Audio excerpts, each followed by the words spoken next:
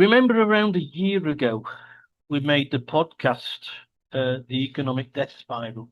Mm-hmm. It was about Racheal from accounts, bleeding small and mid-sized enterprises Yeah. dry by raising taxes and increasing burdens. Also spending too much money on things like illegal immigration, train drivers' pay rises, and even minimum wages back then. Mm. We said at the time, as did many other economists, that the UK economy would enter into a death spiral as the strategies employed by Reeves were counterproductive for the British economy. And so it came to pass. And this is not me saying so, it's the International Monetary Funds. When they get themselves involved, you know there's trouble at the mill. Yeah. Get the Yes. clogs on. Yes. We know all about them in Brazil, the IMF. Yes. The IMF said, whereas in January it had the UK's growth at 1.3%, it's now been drawn down to just 0.8% due to high energy costs, the highest in the Western world, and higher taxes, the biggest downgrade in the G7, turns out. So, it's also said inflation will rise to 4% and unemployment will go up to 5.6%. Not that that will need helping, as universal credits have gone up 6.2% to lure people away from the jobs. Social Security, well, they're up 6.2%. So what was once a boast by Reeves that the UK had the fastest growing economy in the G7 has turned into another laughing stock on the world stage. Mm. The IMF also said that living standards will flatline for the foreseeable future, which normally means that saving accounts will be eaten into just to keep up on the inflation. And if inflation just concentrates on energy and mobility, things will grind to a halt. Yeah. So to get a rate of inflation generally, some things go higher than others, some go down, but you Yeah. get if the rate of inflation just concentrates on that thing that you need to keep the machine working, Yeah. then you're going to get a problem. Mm. A bloke on the radio yesterday put it best. Sometimes these people they phone into the radio and Yeah. they say you've got these little nuggets, these little gems. He says there are two types of people: those that live anywhere, Mm. those that live somewhere. Mm. Meaning the wealthy will look for greener pastures outside of the UK because they've got so much money they can Yeah. afford to, Yeah. and which to an extent many have already done this. There's been an exodus of millionaires and Mm. multimillionaires and billionaires Yeah. from the UK, Mm. taking their tax pounds with them. Mm. And the poorer people will have to remain and live somewhere Yeah. in the UK Mm. to suffer and clean up the mess that the current administration is creating. Yes. So they, Right. so I think I've Mm. keyed you up enough for this Cool. one. Yeah. I'm having to draw a breath here and think of how I will respond to this, knowing that we're not actually sitting in a cafe or a pub, and I will watch my language. Um, I'm joking, you know. Right. With regards to energy, okay, certainly from electrical thing, I was working in the electrical sector. Um, I'll put a link to it.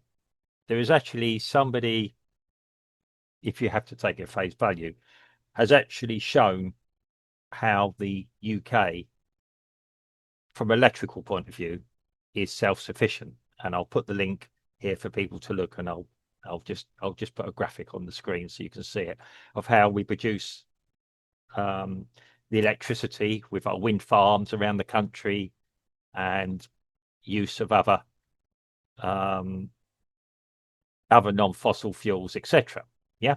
and it compares the demand against what's actually been produced. And from looking at this monitor, it does look like the UK is pretty self-sufficient and meeting its energy needs, as it were. Yeah. Um, yeah. Okay.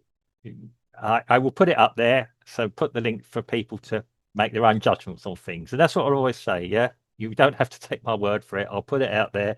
Yeah. And I'm sure the guy who created this, if it's still up and working, hopefully, will be very pleased I do that, because it puts some spotlight on him. But I'm not affiliated with him. I've never met the guy. I was just shown by someone in the industry who works in the industry this particular monitor, and it is quite interesting.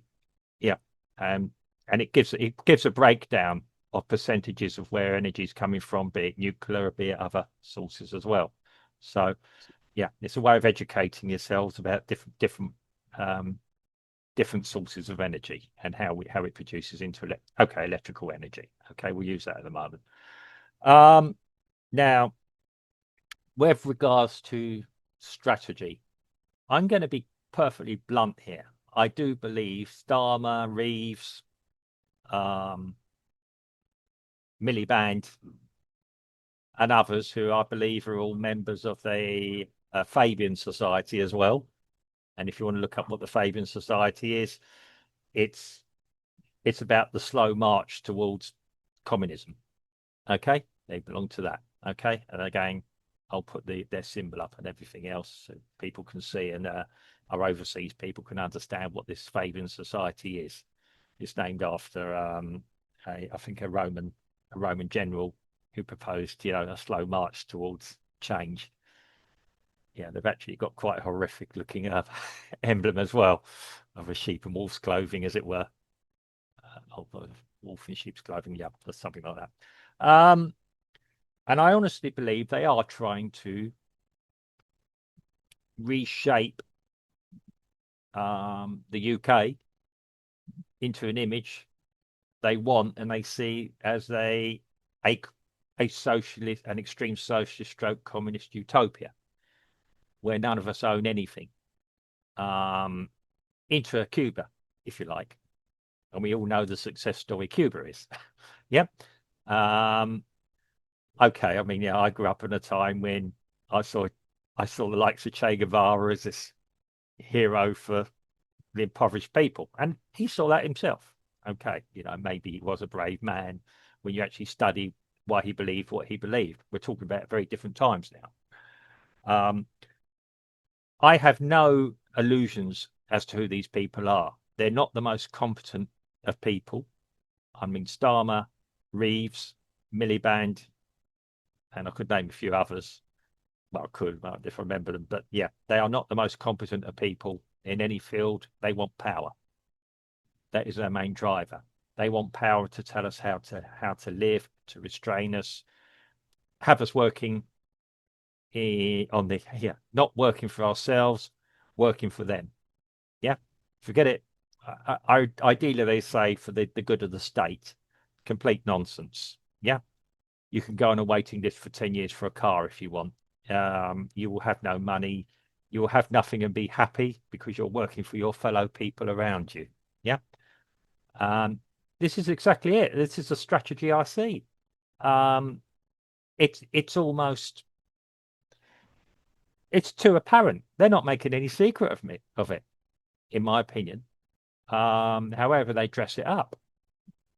The problem I have with it all is, okay, economies go up, they go down. Yeah, this happens. Okay, it's all part of the natural cycle, but not to extremes that are happening now. We could always pride ourselves with the UK of being quite industrious, of problem solving, etc. It's almost a deliberate move by these people to take away our spirit, to take away our abilities to do that, um, just to make us um, kill our spirit, as it were, destroy our souls. So we're totally 100% for them. Be careful, Mark. We'll be classed as being a conspiracy theorists podcast. I'm telling the truth, man. It's right in front of me. Yeah. I mean, no, okay, I'm going to be open. If anybody has any objection to anything I say, please tell me. Yeah. Please tell me where I'm wrong. I'd like to hear it. Um, okay. I mean, I'm over elaborating a bit, but yeah. Um, what I have said is Dharma is a member of the Fabian Society. I think Racheal Reeves is. I don't know. I don't know what Racheal Reeves is. She's certainly not an accountant. I know that much.